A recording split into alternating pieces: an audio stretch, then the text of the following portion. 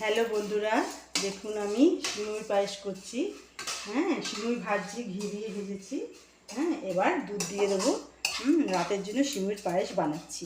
ঠিক আছে, এটা ঘিয়ে ভেজেছি। এবার আমি দুধ গরম হচ্ছে ওইদিকে। এই দুধটা আবার আমি ফুটে যাচ্ছে। এবার এটা আমি ওখানে ঢেলে দেবো। ঢেলে দেখুন আস্তে আস্তে